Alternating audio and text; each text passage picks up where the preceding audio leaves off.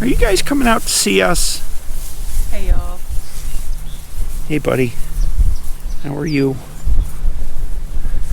Look at these cows shed. They got hair coming off them all over the place. Look at those big punches. Wow. I'm not a lick flop. Yes, you are. Hey Doc, how are you? I don't know. Cows are supposed to be herbivores, but I'm starting to wonder. They're becoming carnivore. Hi, I'm Pete, and this is Hillary, and welcome to Just a Few Acres Farm. Hillary and I are out in the field strategizing today. We've got a big week coming. Excuse me, guys. All right, coming through. Here we go. Oh, you got nothing to complain about. We're taking a walk around the pastures. Jeez. Looking at everything and figuring out which hay we're going to cut starting in a few days, because the weather window looks awesome. 4 or 5 days is just sun, no chance of rain, highs in the mid to upper 80s. Can't beat that. Yeah, so if we move them into the middle next tomorrow, that would be... Yeah, and run them over the whole 5 acres, I think. Yeah. But not keep them on there for long. No. I know this will gross some of you out, but you can tell a lot from manure. That's about what I want it to be. Oh, here they come. They want to plead their case. You guys aren't moving today. Tomorrow you're moving. You still got stuff to eat in there. It's kind of like cake batter, you know, when you pour your cake batter into the pan, you don't want it to just be this runny mess, or wet grits versus dry grits. When they first get out onto the spring flush, it's runny manure. Now with some of the stuff going to seed, they've got a little more fiber in there, which I like to see. It slows down their digestive system a little bit and lets them digest more of the nutrients before they pass out. It's not like cake batter. Sure, it's like cake batter. It looks like cake batter to me. Maybe I should have said grits. You can make your grits real runny. Some people like them that way. Or you can make them pretty dry so they stand up. Now I want cheese grits. Or maybe concrete, low slump, high slump concrete. I don't know, poop's important and I spend a lot of time looking at it, so it doesn't bother me too much. We're thinking about what to do with these 2 fields. This one they came off of 3 days ago. It's gone to seed quite a bit. Question is, should we make hay? This field over here is where the chickens run, and that's definitely getting made into hay. Chickens like the grass to be fairly short, or they just trample it and it's not tender for them, so that's definitely, and the boxes get tough to pull ahead.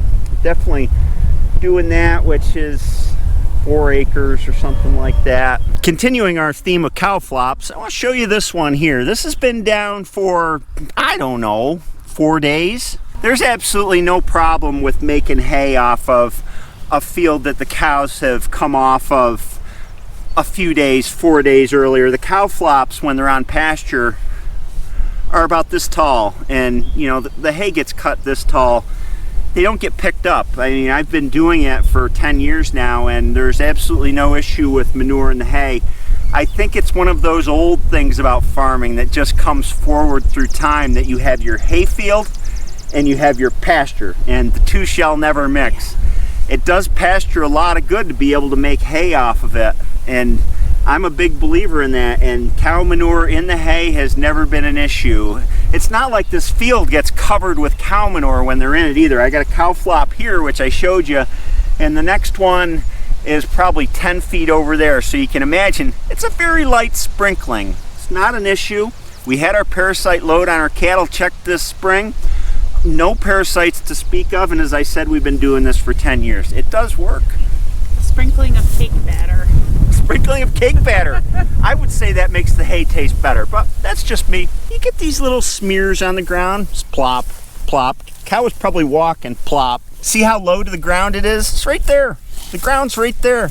It's about a 1/2 inch tall. Haybine's set to cut at about 3 inches, and the rake, if you're digging your rake into the ground, your teeth aren't going to last very long on that rake.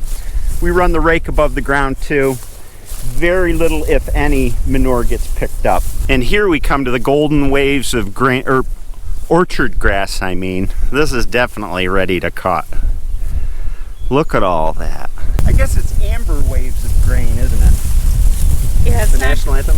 it's not green waves of No. orchard grass. And here's the issue with the chicken boxes. You can see them, they're kind of buried in grass. See what happens when it gets this tall. Well, pulling the boxes is difficult for one thing, but also, see, that's just, they lay that right down and they don't eat as much of it as when it's standing up, and then they just kind of pluck at the leaves of it. You guys are about ready to butcher. You're getting big.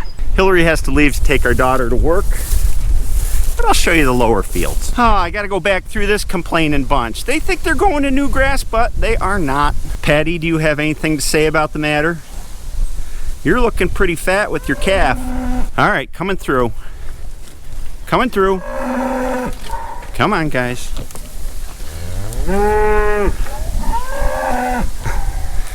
Her reverse gear's working well. We will go down here and look at the 10-acre patch, the lower field. The question always is, you know, how much do you cut?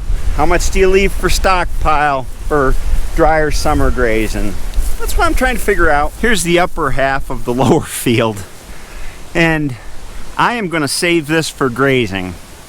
That's what I think. The cows have been over this once, but there's a lot still for them to eat in here, and it's growing fast. And then down this new laneway that we built is the lower half of the lower field. I know it's hard to keep track, but they were on this field before the current field. I pulled them off here 3 days ago, and they left a lot in this field. It's my fastest growing field. I'm gonna cut this one too, another 5 acres. And I'm gonna cut that field way up there called the triangle field, which is, again, about 4.5 or 5 acres. So here's the totals. We have in all 30 acres of combination grazing land and hay land. I'm gonna cut 16 acres, I believe, and leave 14 acres of stockpile for continued grazing. If the weather continues to be wet after this warm spell that we're gonna have and the grass keeps growing, I'll progressively go through and cut the other fields in rotation so that as fields come back from the first cut, I can put them on those fields while I cut the remainder of what's being used for grazing. Has anybody ever told you guys that you complain a lot? Patty. We're going over the fence. Try not to get shocked. Put you right on there. That's always a delicate maneuver. Personality, that's what I like. Personality. Garden update, garden update. People keep asking about the garden. Am I going to do a garden this year? Well, I have already started the garden and I just haven't shown it. We have a nice crop of sumac growing there. There's a walnut tree in this raised bed here. I've got some box elder growing back there. It's growing awesome. I can't wait till harvest season. But seriously, I thought I would have time to plant a garden this year, and it looks like at best I'm gonna plant a bed full of tomatoes, and that's it. I just don't have the time. Between everything else I'm committed to, it just ain't left. But the best thing about the whole situation is I happen to go to this really nice farmer's market once a week, and they have the best produce, and I personally know the farmers, so not growing my own saves me some time, and buying at the farmer's market benefits other farmers. Now it's time to bite the bullet. Oh man. Not yet. Not yet. Uh-oh. My debit card's reaching its limit. So we started all over again. 25 gallons of diesel, $163. What can you do? Here's what I could do. I could put in a farm tank and get dyed off-road diesel delivered. This 756 I bought smokes quite a bit, especially at an idle. And it may be dirty injectors, and you really can't tell until you really kind of work the snot out of the tractor and blow all the junk out of it, how it's going to run in the long term. So meanwhile, I've been using, this is not a product plug, Strategizing is the diesel fuel additive I use, and I'm using a special injector cleaner mix that goes in the fuel tank for this, and we're going to run a tank or two of it. And then in the MD, mainly I want to run a cetane booster to make up for the differences between the old and new diesel fuel. So I run Strategizing again, and this is just, it's not an injector cleaner. Well, it helps clean injectors, but it helps with lubrication and also boosts the cetane. So there you go, that's what I do. It may need work on the injectors, who knows? I want to run it and we'll see what happens. But back to the issue of having an on-farm fuel tank. So for those of you who are wondering about the differences, I could go out and buy a 275 gallon heating oil tank and use that for a fuel tank, and I don't need spill control or anything for a tank that small. And then I could contract to have my fuel delivered to me dyed diesel, which means it isn't taxed. But it really doesn't make sense for me. I only use about 150 gallons a year. I've checked out pricing, and I'll save the tax. I might save a little bit off the tax for bulk delivery. If I had a 1,000 gallon tank, I'd be saving a lot off the pump price, which is where I get it now. But I use so little, it really doesn't save that much money.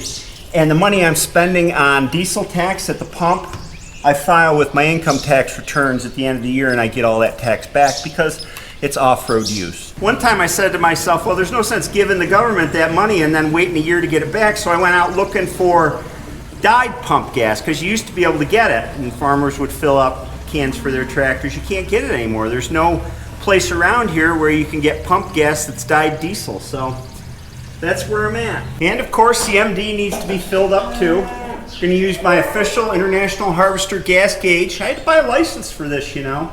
Boy, they asked for tons of money for use of the logo. And down the hatch. There goes my money. It's worth it. What did I do? Oh, let's go in here. You know, I thought I would clean out the garden a little bit, and I guess it just took over. Hillary and I started by getting these raised beds ready. One's going to be pole beans and one's going to be tomatoes, and that's all we're planting this year. We'll probably plant them here in a couple days. And Hillary left to take my daughter somewhere, and I said, well, I'll just take down some of this sumac, and I wound up kind of going nuts. Now I got to clean it all up. But before I do that, I got to get my little experiment on the Weber started here. This is tonight's dinner. Something I haven't tried before. First, we just got to get the coals started in my chimney here. Here we go. I'm banking these coals on either side. Put a few more on top for good measure. We want a longer fire this time. We'll put this doohickey on. Put this in here. This is a 5.5 or 6 pound pork butt roast. Our pork, of course, seasoned with Montreal steak seasoning.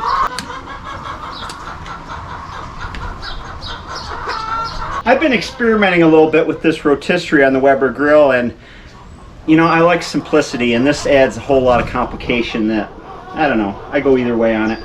I'm trying a pork butt in here, and what I'm trying to do is cool the Weber down so I can slow cook it a little bit more. I don't want to overcook it and make pulled pork, but I want to roast it slowly up to about 140 or 145 degrees or so. So I'm going to clamp this Weber down once it warms up and probably cook it at about 300 degrees for, I don't know, 2.5 hours. It'll be done. We gotta try it, see what it's like. Normally I would just put the pork butt on the cooking grate of the Weber in the middle, bank the coals to both sides. You don't have to touch it, just close the lid, let it go, and it's done, and it's delicious. But we'll try this for comparison's sake. Yippee, now I can start cleaning up this mess. What'd you do today, honey? Oh, well, I watched this guy on YouTube pick up trees and put them on a wagon. It was so great, so fun. Let's check on the roast. Ooh, porky goodness. All right, let's go. It's gonna be 2 loads.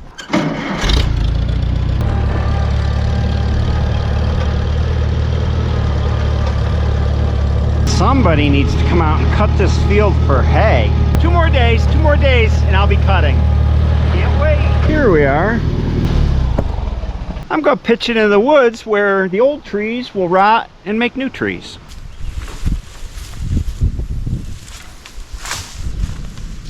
Stinky sumac. Load her up again. I got all this cleaned up, and this can all be mowed now. And I still gotta mess with this and thin that out. And these elderberries, they need to be thinned as well. I'll just keep chipping away at it. You know, the problem with having a farm is it's a 7-day-a-week job. I have very little time to take care of the lawn or any of that kind of stuff. I used to have a lot more time in my old job when on the weekends I'd take care of the flower beds and keep them nice and keep a big garden. That just ain't the deal anymore. This pile I made at the edge of the woods will make good habitat for rabbits. I like rabbits. Roasted rabbit, rabbit fricassee, Hassenpfeffer. I do like rabbits. But I'll take pork over some old rabbit any day. Now let's take her temperature and see how she's doing. She's definitely not even close to done yet. 113. Probably half an hour longer. Man, am I hungry after all that work, and I think my roast is done. Oh yeah, that's a ticket. This is a kind of a tricky maneuver. There we go.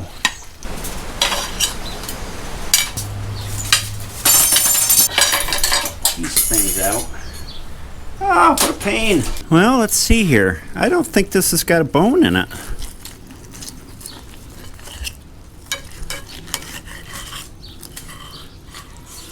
Ooh, awesome.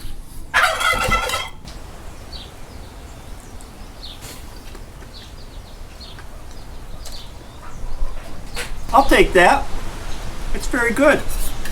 Here, let me cut you a piece. Here you go. Eat up. What? You don't want it? Eat up. Come on, just grab it. Oh, it's been a busy day. I will be cutting hay in 2 days.